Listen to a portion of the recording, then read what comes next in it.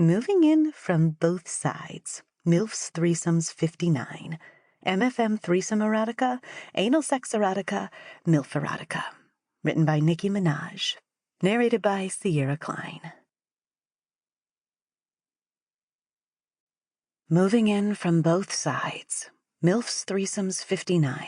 MFM Threesome Erotica, Anal Sex Erotica, MILF Erotica. A life by the seaside was something I desperately sought after I found my ex-husband, Ted, cheating on me. My friend Jan had been incredibly supportive, and her son Bradley had very sweetly offered any help he could. Jan was so encouraging of my move to the coast, despite our friendship. So much so that she offered me one of Bradley's vans as well as he and his friend Sam to help with the move. All I had to do was sit there and let them taxi me to my new house. They even said they'd move all the furniture in. Bradley and I had never been too close, but we were about to find a way to get very close indeed. I think part of me wanted to make Ted jealous, even though he could never find out about what me and Bradley did together.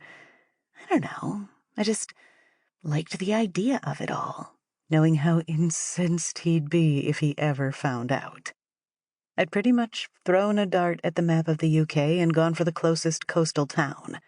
It was because of that I found myself being driven now down to Devon, hopeful of a life by the coast, and a new community to find new friends and possibly love?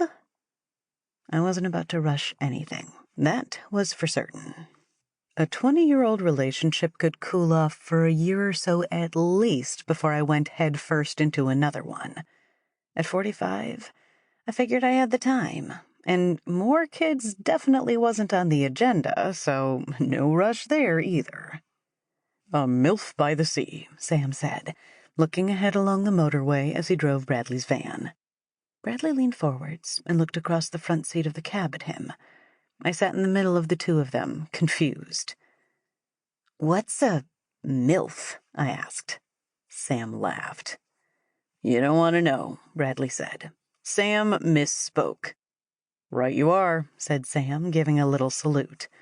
"I just think she's very pretty, that's all." "Aw, thank you, Sam." I smiled sweetly. He was 22, like Bradley.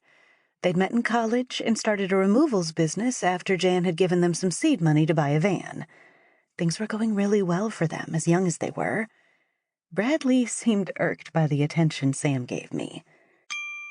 Sample complete. Ready to continue?